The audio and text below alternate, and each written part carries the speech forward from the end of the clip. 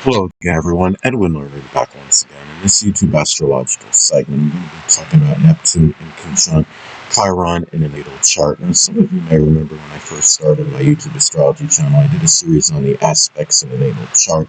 They were a little bit concise. Some people may have referred to them as snappy. So what I decided to do is make another series on them, in which the videos would be a little bit longer and more descriptive. So anyway, first thing up is, if you have Neptune in conjunct Chiron in a natal chart, an adjustment, which is the inconjunct, may be needed between matters associated with dreams and fantasies, which is Neptune, and helping and healing others, which is Chiron. One or the other may be overemphasized. The key is to find balance and equilibrium between the two, because when you have inconjuncts in astrology, you could have a lot of vacillation, distortion of energy. It could be where, in this case, matters that are connected with your dreams and fantasies may monopolize your time and energy to the expense and exclusion of helping and healing others, or vice versa. It could be the other way around. Helping and healing others may dominate your time and energy at times to the expense and exclusion of pursuing, those dreams and fantasies. So again, it's finding the balance and the harmony with the energy. There's a lot of vacillation, fluctuation when you're talking about inconjunct aspects in astrology. If Neptune, say, is in Scorpio, as an example, dreams and fantasies may be pursued with a lot of passion, desire, emotional intensity, and resourcefulness. These dreams and fantasies may be tied in with locksmithing, psychology, the occult, which would include astrology. Some other things can include embalming, insurance, forensics, investigation, deep research work that involves loans or surgery, or it could be working as a coroner, or funeral director, as some examples. Now, another thing, too, about this aspect in the natal chart is there may be an imbalance, which is the inconjunct, between activities associated with those less fortunate, which is Neptune, and helpers and healers, which is Chiron. You may be dominated by one or the other. So it can be, where there may be, the activities that, may involve, less fortunate people than yourself, may monopolize your time and energy to the expense and exclusion of those that would involve helpers and healers. Or it could be the other way around, where you may be so involved and engrossed in activities with helpers and healers to the expense and exclusion of those that are less fortunate than yourself. So it's again about finding, the balance, the equilibrium, and the harmony with this energy. Now, the thing is, let's say, if Chiron is in Aries, as an example, one or more of those helpers and healers may actually be an Aries sun, moon, or ascendant person, or simply embody the characteristics of the sign. It could be those that are aggressive, ardent, assertive, forceful, courageous. It could be people that have a lot of fortitude, that are confrontational, combative, militant, and at the same time can be overly acerbic, volatile, impulsive, or impetuous as well.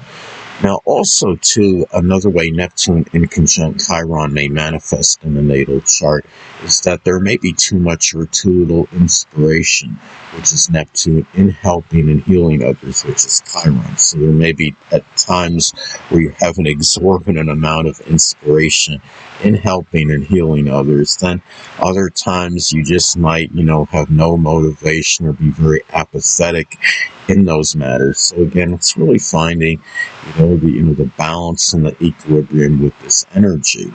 Now, if Chiron is in Taurus, as an example, you may help others in a manner, that's very, plotting, methodical, and deliberate.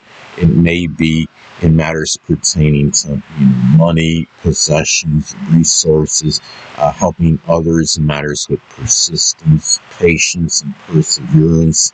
It could be with their values, as some examples.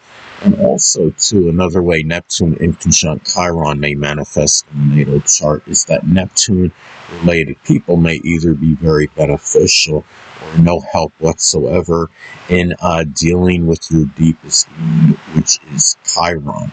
Now, if Chiron is in Aries, as an example, the deepest wound may be tied in, with something with one's identity or the place in the world.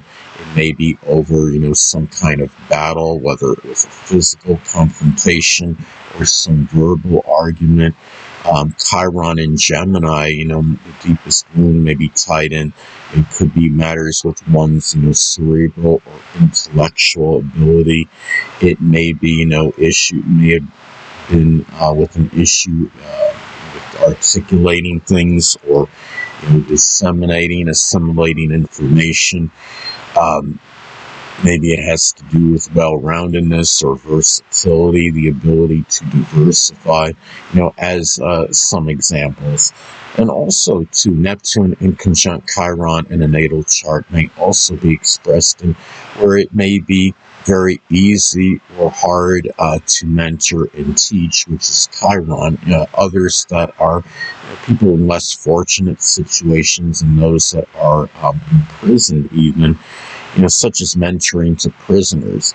Now let's say, for example, if Chiron is in the zodiac sign Cancer, one may mentor and teach in a manner that's, very caring, or may mentor and teach with a lot of dedication, devotion, tenacity, with a lot of emotion. It may be mentoring and teaching others, in something Cancerian related, whether it could be connected with cooking, culinary work, home remodeling, renovation, real estate, interior decoration. It could be, maybe it's connected with foundations in general, as some examples. And also, too, spiritualists and those that are connected with the metaphysical, which is Neptune, may either be extremely advantageous or no help whatsoever in issues that are associated with depleted self-esteem, which is Chiron.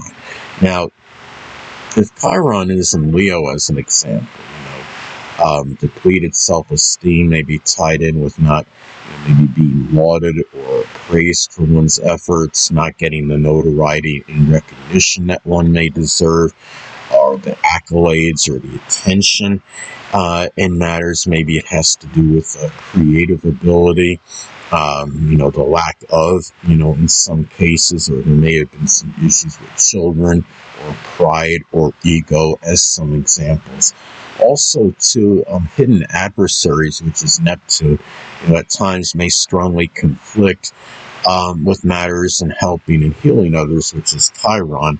Then other times there may be no effect on this at all. So there may be times when hidden adversaries, people that, may be posing as friends, as an example, but are really not, may have more of an really adverse effect on you in terms of your activities in trying to help and heal others, whether it's providing some distraction or what have you. Then other times there may be no effect at all. Now, let's say if you have, Chiron in Aquarius, as an example, there may be a desire to help and heal others. It could be through humanitarian, altruistic endeavors. It may be through astrology or computers or electronics. It could be through computer or electronic repair, or maybe helping others tap into their, innovative ability to express ingenuity, as some examples. Now, also to keep in mind that if Chiron is retrograde in your natal chart, there may be more of an emphasis on self-healing as opposed to healing others, and there may be more of a, suppression, I would say, of those, the wounds and suffering that one may endure.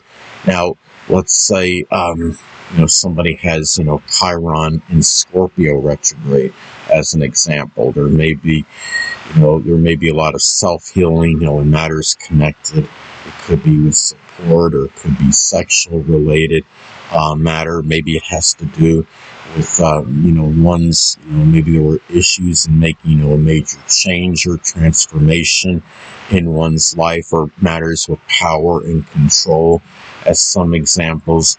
As far as physical related issues, and Chiron and Scorpio may have physical related issues connected with the colon, the prostate, the bladder, the urinary tract, or reproductive system. So there may be an emphasis on, more of like the self-healing in those matters as well. Anyway, people, that'll conclude this YouTube astrological segment. Until next time, Edwin Leonard saying, stay well.